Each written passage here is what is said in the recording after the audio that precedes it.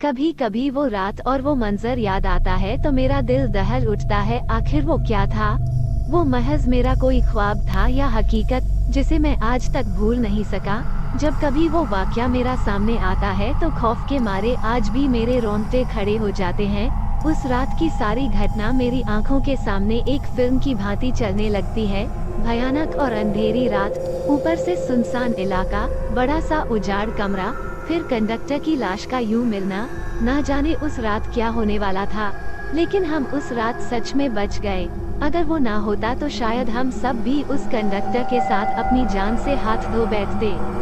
लगभग 20 साल पहले की बात है। मैंने अपने परिवार के साथ जयपुर घूमने का कार्यक्रम बनाया। बेटा बहुत दिनों से जिद कर रहा था कि पापा मुझे राजस्थान घूमने के लिए ले चलिए, सो मैं उसकी बात मानकर उसे जयपुर घुमाने को राजी हो गया।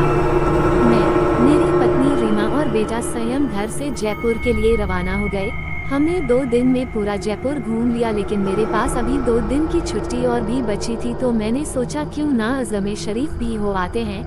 चूंकि हमारी ये प्लानिंग अचानक हुई थी तो हमें जल्दबाजी में बस का सहारा लेना पड़ा। उस बस में और भी यात्री थे, खासकर बुजुर्गों की संख्या ज्यादा थी। हमारी जैसी केवल एक ही फैमिली थी। बस में यात्री भी कम ही थे, क्योंकि बस भी थोड़ी खजाना थी, इसलिए शायद उसमें ज्यादा यात्री नहीं बैठे होंगे। करीब रात के 8 बजे बस अपने गंतव्य की ओर रवाना हो चली। हम तीनों अपनी अपनी सीटों पर टेक लगाकर बैठ गए।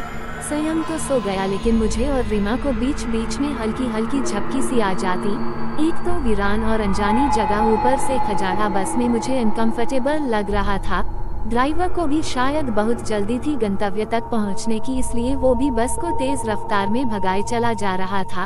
अंदर से डर भी लग रहा था कि कहीं वो बस को ठोक ना दे, क्योंकि अंधेरा घना था। साथ में सुनसान सड़क के किनारे, जिन पर ना कोई घर दिख रहा था और सड़क पर भी इक्का दुक्का वाहन ही दिखाई दे रहे थे। कुछ बुजुर्गों ने ड्राइवर को टोका भी कि बस की रफ्तार जरा धीमी करो। कुछ समय तक तो उसने बस को धीमी रफ्तार में चलाया, लेकिन फिर कुछ देर के बाद उसने फिर से बस की रफ्तार बढ़ा दी। एक बुजुर्ग ने फिर से उस ड्राइवर को टोका कि बस की रफ्तार कम करो, लेकिन मना करने के बावजूद फिर से ड्राइवर ने रफ्तार बढ़ा दी।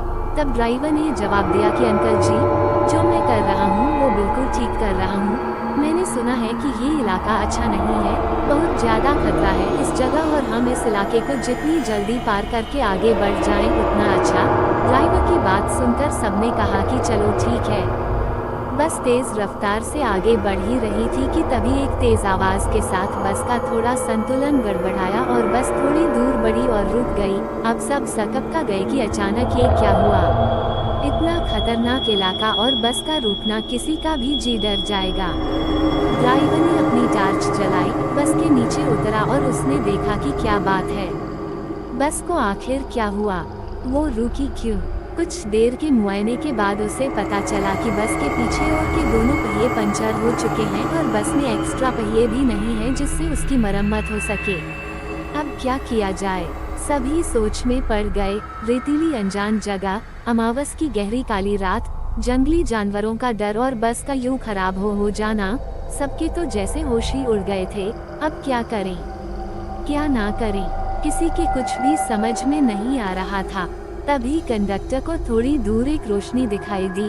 उसने सबसे कहा कि देखो वहाँ रोशनी दिखाई दे रही है, हो सकता है कि वहाँ कोई गांव हो, चलो सब वहाँ चलते हैं, शायद रात भर के लिए कोई सुरक्षित जगह मिल जाए। अगर एक कोठरी भी मिल गई तो तब सब वहाँ एक साथ बैठकर रात तो गुजार ही सकते हैं।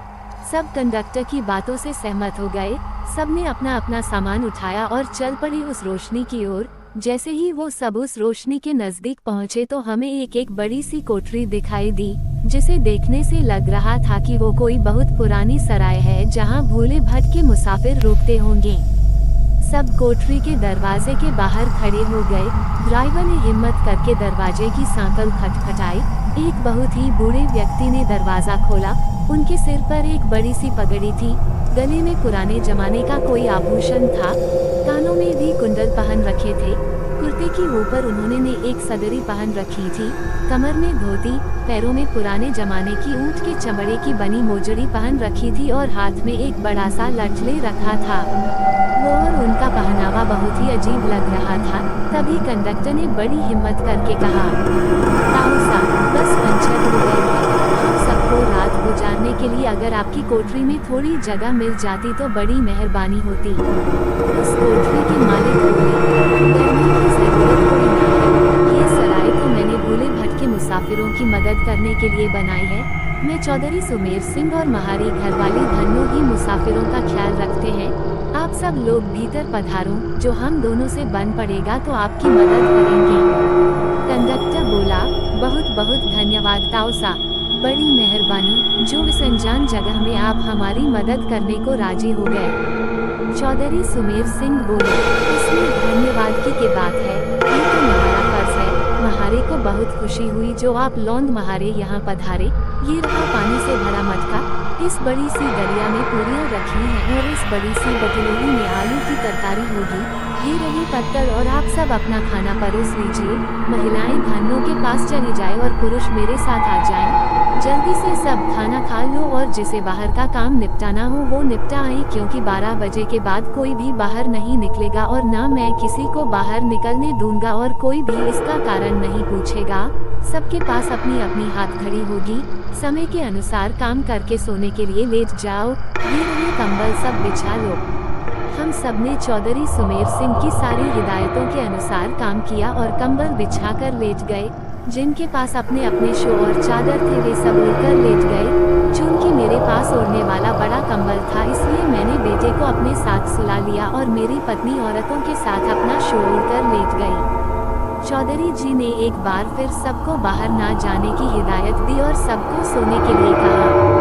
लगभग 12 बजे के बाद ना जाने कंडक्टर को क्या सूझी, उसे बीड़ी पीने की तलब लगी और वो बाहर जाने लगा।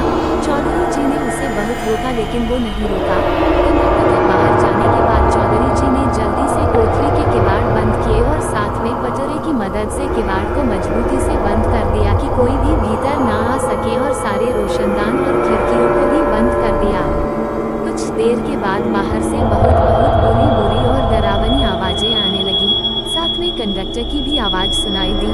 वो चिल्लाकर बचाओ बचाओ चिल्ला रहा था। कोठरी के कुछ लोग कंडक्टर की मदद के लिए बाहर जाने लगे, लेकिन चौधरी जी ने उन्हें सब ये कहकर रोक दिया कि अगर सब बाहर गए तो सर्वनाश हो जाएगा। वो शैतान अगर भीतर आ गया तो हम में से कोई भी जिंदा नहीं बचेगा। सब अपनी जान के विषय में सोचकर पीछे हट गए।